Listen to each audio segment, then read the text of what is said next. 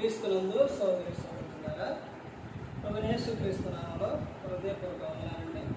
ముందుగా మంచి సమయాన్ని ఇచ్చిన తండ్రి అయిన దేవునికి, ప్రభువైన క్రీస్తు ద్వారా కృతజ్ఞతాస్తుతులు చెల్లిస్తున్నానండి.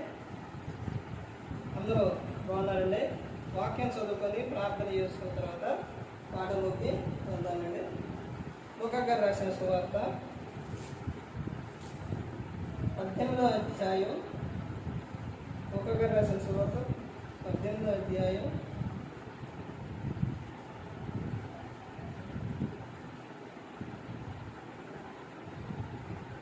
13వ వచనం చూస్తే, లూకా సువార్త 18వ అధ్యాయం 13. అయితే సుంకరి దూరముగా నిలుచుండి ఆకాశం వైపు కన్నులు ఎత్తులకైనా ధైర్యం చాలక రొమ్ము కొట్టుకొనుచు, దేవా, పాపి అయిన నన్ను కరుణించునని పలికిన. అతని కంటే ఇతడు నీతిమంతులుగా తీర్చబడి తన ఇంటికి వెళ్ళినని మీతో చెప్పుచున్నాను. తన్ను తాను హెచ్చించుకున్నవాడు తగ్గింపబడుననియు, తన్ను తాను తగ్గించుకున్నవాడు హెచ్చింపబడుననియు చెప్పు. ప్రార్థన చేస్తుంది. పరలోకమందున్న మా తండ్రి, పరిశుద్ర ప్రేమ గల తండ్రి, గొప్ప తండ్రి, యెహోవా తండ్రి, ప్రియకుమారుడు యేసుక్రీస్తు ప్రభువారి ద్వారా కృతజ్ఞతాస్తుతులు చెల్లిస్తున్నాం. ఆయన ఆరాధన క్రమంతట్లో మీరు నడిపించండి. ఆయన వాక్యం బోధించుండగా ఈ లోక సంబంధమైన జ్ఞానంతో కాకుండా మీ జ్ఞానంతో మాట్లాడే భాగ్యం దయచేయండి. ఆయన బోధించండగా విలువారు తండ్రి, మంచి హృదయంతో మీ వాక్యానుసారం నడిచే భాగ్యం దయచేయండి. మీ కృపా కాపుదల దయచేస్తారని మా ప్రభువైన యేసుక్రీస్తు నామములో వేడుకుంటున్నాం తండ్రి. ఆమేన్. ప్రభువైన యేసుక్రీస్తు నామములో హృదయపూర్వక వందనాలండి. దేవుని కుమారుడు యేసుక్రీస్తు ప్రభువారు ఈ లోకానికి వచ్చిన తర్వాత పరలోక రాజ్యం సమీపిస్తుంది కనుక మారు మనసు పొందమని ప్రకటింప మొదలుపెట్టారు. అంశం: దేవుని ప్రేమ, లోక ప్రేమ. దేవుని ప్రేమ, లోక ప్రేమ మధ్య తేడా. దేవుని ప్రేమ, లోక ప్రేమ. దేవుని ప్రేమ ఎలాంటిది? దేవుని ప్రేమ గొప్పది. దేవుని ప్రేమ ఎప్పటి వరకు ఉంటుంది? శాశ్వతంగా ఉంటుంది. దేవుని ప్రేమ నిలకట్టలేనిది. దేవుని ప్రేమలో స్వార్థం ఉండదు. దేవుని ప్రేమ, ఆ ప్రేమ ముందు ఏ ప్రేమ కూడా సాధక. అంత గొప్ప ప్రేమ దేవుని ప్రేమ. దేవుని ప్రేమ ఎంత గొప్పది అంటే, యోహాను గారు రాసిన సువార్త 3వ అధ్యాయం 16వ వచనంలో, దేవుడు లోకమును ఎంతో ప్రేమించాడు. ఆయన ప్రేమ చూడండి. లోకంలో ఉన్న వారందరినీ కూడా దేవుడు ఏం చేసిండు? ప్రేమిస్తూ ఉన్నాడు. ఏ ఒక్కరు కూడా నశించి నరకానికి వెళ్ళిపోకూడదని, ప్రతి ఒక్కరూ పరలోకం చేరాలని, ఈ భూమి మీద ప్రతి ఒక్కరిని ఆయన ప్రేమిస్తూ ఉన్నాడు. తల్లి గర్భంగా పిండంగా ఏర్పడ్డ కాడి నుంచి, అప్పటి నుంచి నిన్ను చూస్తూ ఉండవు. అప్పటి నుంచి నువ్వు వృద్ధాప్యానికి వచ్చి వరకు కూడా నిన్ను ముదిమి వచ్చు వరకు ఎత్తుకొని ముద్దాడతానని ఆయన చెబుతూ ఉన్నారు. అంటే దేవుని ప్రేమ చూడండి. సకాలంలో సగంలో వదిలేసేది దేవుని ప్రేమ కాదు. ఆయన కొంతకాలం ప్రేమించి కొంతకాలం విడిచిపెట్టి ఆయన కాదు. మనల్ని ఎప్పుడు విడిచిపెట్టండి దేవుడు? ఎప్పుడూ విడిచిపెట్టలేదు. కీర్తన 121వ కీర్తనలో, మనల్ని కాపాడువాడు ఆయన దేవుడు. మనల్ని కాపాడే, మనల్ని కాపాడువాడు కునుకడు, నిద్రపోడు అంట. ఆయన ఎంతగా ప్రేమిస్తున్నారంటే అంతగా ప్రేమిస్తున్నారు. దేవుని ప్రేమ చాలా గొప్ప ప్రేమ. ఇక్కడ చూడండి, ఇక్కడ ఏమని చెప్తున్నారంటే, ఇక్కడ సుంకరి తర్వాత పరిసయ్యుడు, వీళ్ళిద్దరూ కూడా ప్రార్థన చేస్తున్నారు. ఒకళ్ళేమో దేవుని పరంగా దేవుని విషయంగా చేస్తున్నారు, ఒకళ్ళేమో లోకపరంగా చేస్తున్నారు. పరిసయ్యుడు ఏం చేస్తుండో? పరిసయ్యుడు తను తాను హెచ్చించుకుంటాడు. ఈ సుంకరు ఏం చేస్తుందంటే తను తాను తగ్గించుకుంటాడు. దేవునిలో ఉన్నప్పుడు, దేవుని ప్రేమ మనం కలిగి ఉన్నప్పుడు ఏం చేస్తాం? తగ్గించుకుంటాం. లోక ప్రేమ. ఈ లోక ప్రేమ ఎలాంటిది అని అంటే, కొంతసేపు ఉండిద్ది, కొంతసేపు ఉండదు. అవసరాన్ని బట్టి నడిచేదే ఈ లోక ప్రేమ. అవసరం ఉంటే ప్రేమ, అవసరం లేకపోతే ప్రేమ లేదు. ఆ విధంగా ఉంటుంది ఈ లోక ప్రేమ. ఈ లోకంలో ఉన్నదంతా ఏంటంటే నేత్రాశ, శరీరాశ, శివపు తంబం ఈ లోకంలో ఉంది. ఈ లోక ప్రేమ ఎలాంటిది అని అంటే, దేవుని ప్రేమ ఏమో ఎప్పుడు ఎల్లప్పుడూ శాశ్వతంగా ఉంటుంది.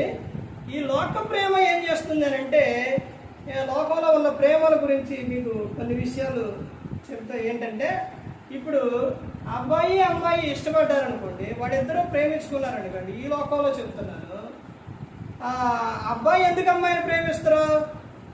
తన నుంచి తన అందాని కోసం ప్రేమిస్తారు. ఇంకా కొంతమంది ఎందుకు ప్రేమిస్తారని అంటే డబ్బు కోసం ప్రేమిస్తారు. ఇప్పుడు ఆ అమ్మాయికి అందం లేకపోతే ఇటు ప్రేమిస్తారా? ప్రేమించరు. డబ్బు లేకపోతే ప్రేమిస్తారా? ప్రేమించరు. చూసారండి లోక ప్రేమ.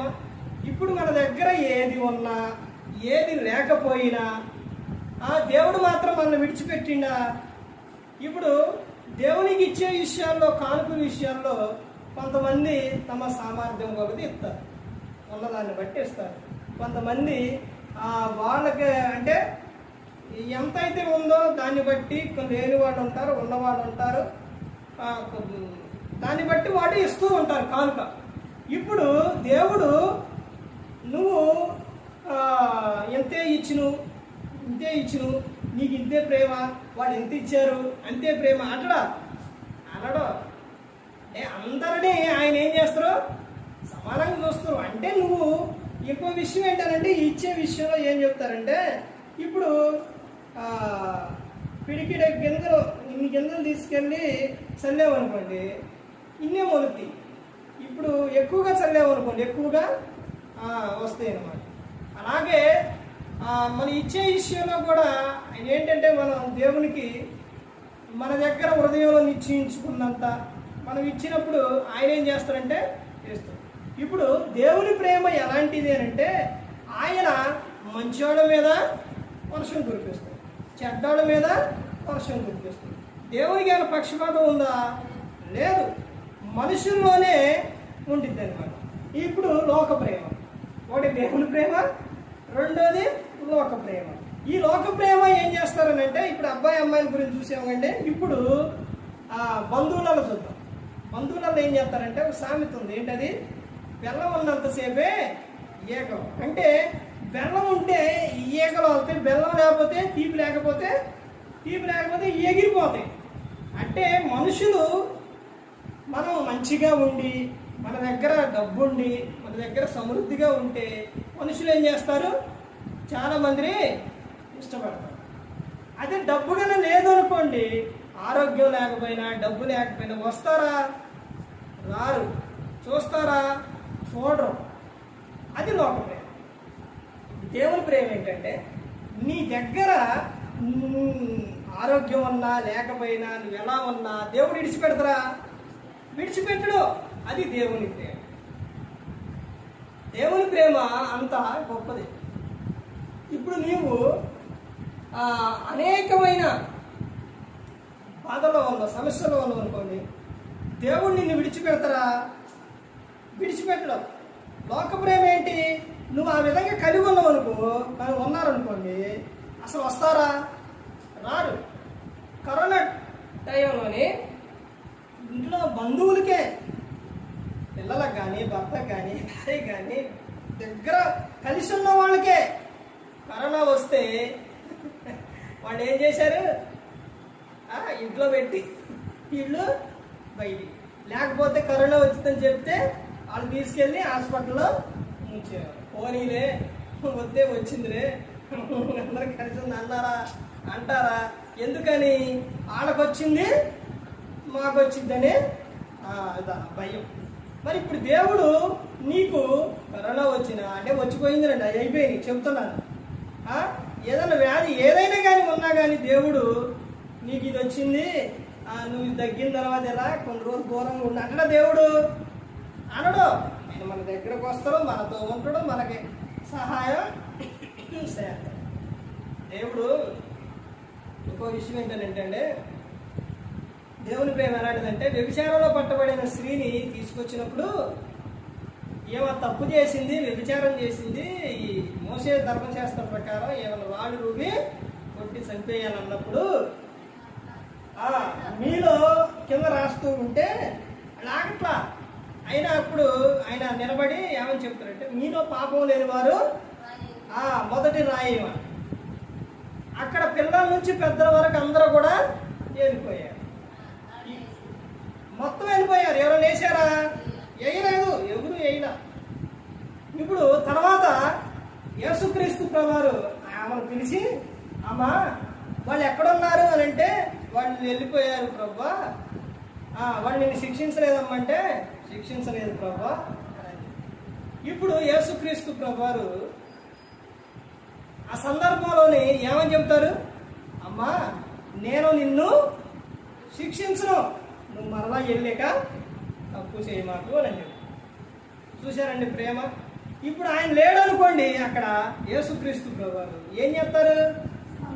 చంపేస్తారు, రాళ్ళు నువ్వి చంపేస్తారు. అది లోక ప్రేమ. క్రీస్తు ప్రేమ ఏంటి? వాళ్ళు తప్పు చేసినా కానీ వాళ్ళని క్షమించి మరలా ఇక చేయొద్దు అని చెప్తారు. అది దేవుని ప్రేమ. నువ్వు చేసావు, నువ్వు మరలా నేను క్షమించాను, నువ్వు తెలుసుకున్నావు నీ తప్పు, మరలా ఇక చేయమాకు అని చెప్తున్నాను. చూశారండి ప్రేమ, క్రీస్తు ప్రేమ. దుర్మార్గురాలు ఎంత పని చేసినావు, నేను అందుకేనా దేవుడు పంపించింది, నేను కాపాడుతుంది అందుకేనా, ఎంత పని చేసినావు అని ఆయన అన్నారా? అనలేదండి. దేవుని ప్రేమ అదే. లోకంలో ఉన్నవాళ్ళు అయితే ఎన్ని మాట్లాడతారండి? ఎన్ని మాటలు కాదు అన్ని మాట్లాడతారు. అమ్మా అయ్యా, అమ్మాయి అబ్బాయినా అమ్మాయి అయినా ఇక మరలా చేయమాకండి, ఇక చేయొద్దు, మీరు చేశారు అయిపోయింది, ఇక చేయొద్దు అని ఆయన ఏం చేస్తారు? ఆయన క్షమిస్తారు. దేవుని ప్రేమ, లోక ప్రేమ. ఇప్పుడు ఇంకో దేవుని ప్రేమ ఎలా ఉంటుందనంటే, ఇప్పుడు కుటుంబంలోని పిల్లలు ఉన్నారనుకోండి, ఆ పిల్లలే ఇప్పుడు మనందరం పిల్లలు. ఎవరికే? ముందు దేవుని ప్రేమ గురించి చెప్పాలి. మనందరం పిల్లలు. ఎవరికి? దేవునికి పిల్లలు. ఈ పిల్లలు మనందరం కూడా ఏదో విషయంలో ఏమవుతున్నాం? తప్పిపోతున్నప్పుడు దేవుడు మనల్ని విడిచిపెట్టేసిండా? విడిచిపెట్టలేదు. మరలా చేయొద్దు అయ్యా, చేయొద్దు, తప్పు చేయొద్దు అని ఆయన ఏం చేస్తున్నారు? మనలను క్షమిస్తున్నారు. నువ్వు తప్పు చేసేపో, వెళ్ళిపో, వద్దు అని ఆయన అనడం. అదే ఈ లోకం ప్రేమ ఏంటి? వాళ్ళు ఏదైనా మాట వినకపోయినా పిల్లలు, వాళ్ళు ఏదైనా చేసినా, అరే నువ్వు నా పరువు తీసేసినవురా, నువ్వు ఉండద్దు, ఇక వెళ్ళిపో, నువ్వు ఇప్పుడు ఈ ఎగ్జామ్ రాసే పిల్లలు కానీ లేకపోతే ఎవరైనా కానీ వాళ్ళకి కన్నా కొంచెం చదవకో, లేకపోతే బ్రెయిన్ సరిగో, లేదా గుర్తు లేక ఒకవేళ ఫెయిల్ అయ్యారనుకోండి, వాళ్ళు వచ్చి చెప్పారనుకోండి, పాస్ అయిన వాళ్ళని వీళ్ళు అడిగినప్పుడు లేదు 1-2 పోయినాయి అనుకోండి, అరే నిన్ను కష్టపడి చదివిస్తున్నారా, ఎందుకురా నీ బతుకు, ఎందుకురా అని నువ్వు వెళ్ళి ఎక్కడ దూకి చావరా లేదా పోరా అది అంటే వీళ్ళ మనసు కృంగిపోయి ఏమైపోతున్నారు? వెళ్ళిపోయి మందు దాగో, లేకపోతే తుడి పెట్టుకోనో, లేకపోతే అక్కడ పడో చనిపోతున్నారు. అట్ట ఎంతో మంది పిల్లలు ఏమైపోయారు?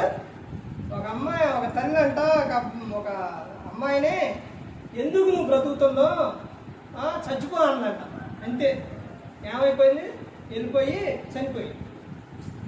చూశారండి బైబిల్ గ్రంథం కొలసీయులకు రాసిన పత్రిక ఏమని చెప్తున్నారంటే, ఈ పిల్లల మనసు కృంగకుండినట్లు చూసుకోవాలని చెప్తున్నారు.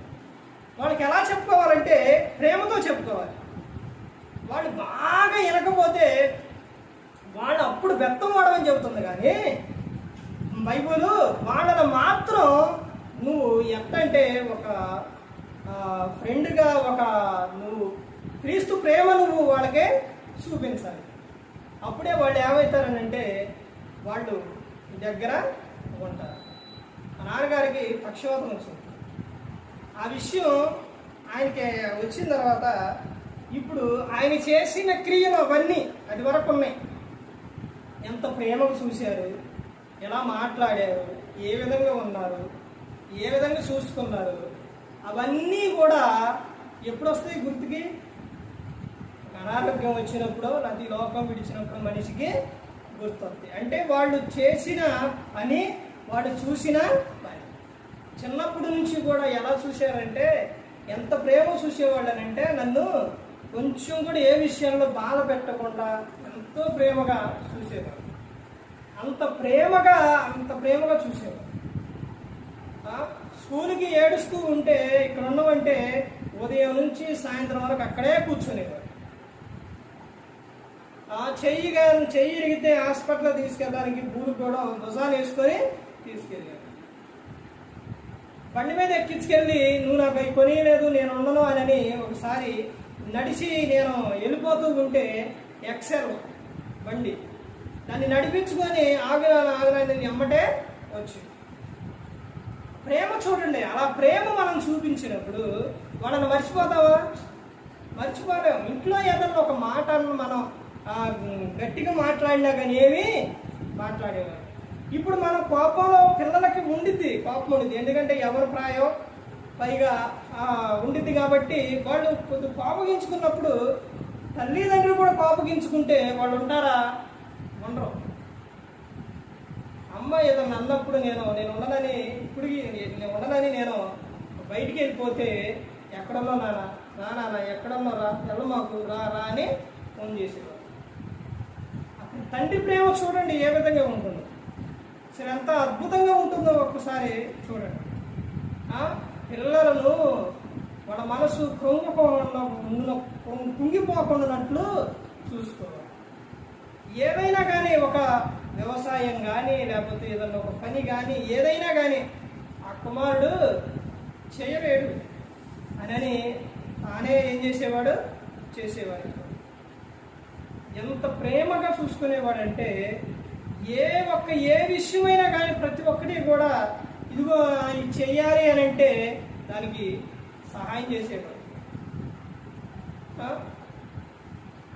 ఎక్కడికన్నా నేను బయటికి వెళ్ళినా కానీ ఇదిగో మరి ఈ పని చేయాలి, వాళ్ళు వస్తున్నారు ఈ పని చేయాలంటే ఆ పని సహాయం చేసేవాడు.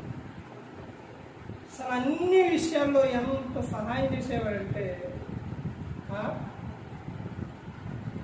ఆ తల్లిదండ్రి ఎప్పుడైనా కానీ ఒకటేనండి. ప్రతి ఒక్కరూ ఒక విషయం గమనించుకోవాలి. ఏంటంటే తల్లిదండ్రి బాగున్నప్పుడు, తల్లిదండ్రి దగ్గర ఉన్నప్పుడు విలువ తెలియదు. వాళ్ళకి అనారోగ్యం వచ్చినప్పుడు కానీ లేకపోతే ఒకవేళ వాడి లోకం విడిస్తే కానీ అప్పుడు అర్థమవుతుంది వాళ్ళు ఎదుగు ఏంటారు. అందుకనే బైబిల్ గ్రంథం చెప్తున్న విషయం ఏంటంటే ఈ తల్లిదండ్రిని సన్మానించు, అంటే వాళ్ళ ప్రేమగా చూడు. దేవుని ప్రేమ ఎలా ఉంటుందో తల్లిదండ్రులు ఆ విధంగా చూపిస్తారు. దేవుని ప్రేమ గొప్పది, చాలా ఎక్కువ, కానీ అందులో కొంచెమైనా కానీ తల్లిదండ్రి చూపిస్తారు. అందులో ఎక్కువగా తండ్రి ప్రేమ ఎలా ఉంటుందనంటే, ఇప్పుడు అమ్మ లేదనుకోండి, ఉదాహరణ చెప్తున్నాను, ఎవరికైనా కానీ తమ కాలం విడిచి అయిపోయి వెళ్ళిపోతుంటారు. ఇప్పుడు తల్లి లేదనుకోండి, ఎవరినైనా కానీ అమ్మ అని పిలుస్తారు. అదే నాన్న లేడనుకోండి, ఎవరినైనా నాన్న అని పిలుస్తావా? పిలవరు. ఇది నాన్నకు మాత్రమే, జన్మనిచ్చిన తండ్రికి నాన్నకు మాత్రమే అది ఆ పేరు అనేది. ఎవరిని పడితే వాళ్ళని నాన్న అని పిలవరు. అమ్మ అంటే అమ్మ లేకపోయినా ఎవరినైనా అమ్మ అంటారు. మరి చిన్నాన్న పెదనాన్న నాన్న అంటారా? అనరు. ఒకసారి చూడండి ఆ విలువ, తండ్రి ప్రేమ ఎంత గొప్పదంటే చాలా గొప్ప. అందుకని తల్లిదండ్రులను ఎప్పుడు ప్రేమగా చూసుకునేవారిగా ఉండాలి.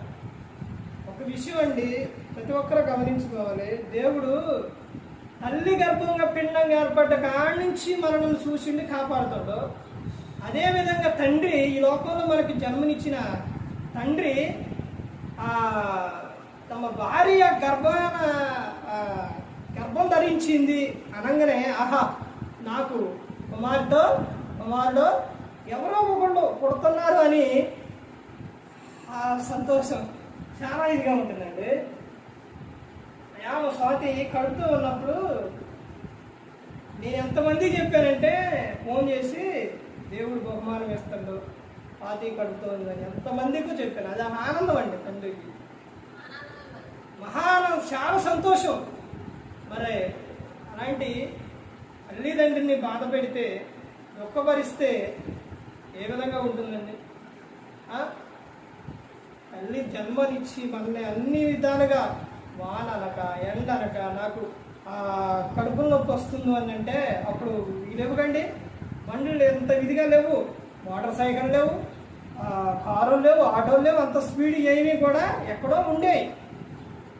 ఎదర ఎక్కించుకొని సైకిల్ కడ్డీ మీద ఎనకైతే మళ్ళీ తడుస్తానని వాన వర్షం గాలి వర్షం, ఆ గాలి వర్షంలో కడుపును వస్తూ ఉంటే ఎదర సైకిల్ మీద ఎదర కూర్చోబెట్టుకొని ఇట్లా పక్క ఒక చేత్తో ఇలా గొడుగు పట్టుకొని హాస్పిటల్కే తీసుకెళ్ళి ఒక చాటకి తీసుకెళ్తే అక్కడ తగ్గలేదు, మరలా అక్కడి నుంచి ఇంకొక చాటకే తీసుకెళ్ళి ఎంత బాధపడేవాడో తెలుసండి మా నాన్న.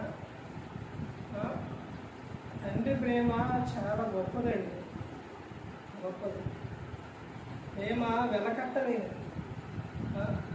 దేవుని ప్రేమ చాలా గొప్పది. దేవుడు ఈ తండ్రి లోకంలో తండ్రి ఏమో మనమే ఉన్నంత కాలం ఇక్కడ చూస్తారు, దేవుడేమో దేవుని ప్రేమ ఎల్లప్పుడూ మనం ఆనందంగా సంతోషంగా ఉండాలని ఆ దేవుడు కోరుకుంటున్నాడు. ఆ ప్రేమ, దేవుని ప్రేమ చాలా గొప్పది. అర్థమైందండి? దేవుని ప్రేమ ఎల్లప్పుడూ నిలుస్తుంది, లోక ప్రేమ కొంతకాలం ఉండి కొంతకాలం మాయమైపోతుంది. అవసరాన్ని బట్టి నడిచేది లోక ప్రేమ. శాశ్వతంగా ఏ అవసరం ఉన్నా ఏ లేకపోతే శాశ్వతంగా ఉండేది దేవుని ప్రేమ. అందుకని ప్రతి ఒక్కరు గమనించుకోవాలి, ప్రతి ఒక్కరు కూడా తెలుసుకోవాలి. లోకం శాశ్వతం కాదు, శాశ్వతమైన లోకం పరలోకం రాదు. నిత్యం ఆయన యందు భయభక్తులు కలిగి మనం ఉన్నప్పుడు ప్రతి ఒక్కరూ కూడా పరలోకాన్ని చేరుకుంటారు. ఏ ఒక్కరూ కూడా నశించి నరకానికి వెళ్ళిపోకూడదు. యేసుక్రీస్తు ప్రభువు ఈ లోకానికి వచ్చి మనందరి కోసం శిలువలో తన ప్రాణాన్ని పెట్టి మరి ఈ విధంగా నిలబెట్టి మాట్లాడించిన అంటే నా దేవునికి కృతజ్ఞతలు స్తుతులు చెల్లిస్తూ ఇంతవరకు శ్రద్ధగా ఉన్న మీకు ప్రభు పేరున హృదయపూర్వకంగా చెల్లిస్తూ ఈ మాటలు ముగిస్తున్న అందరికీ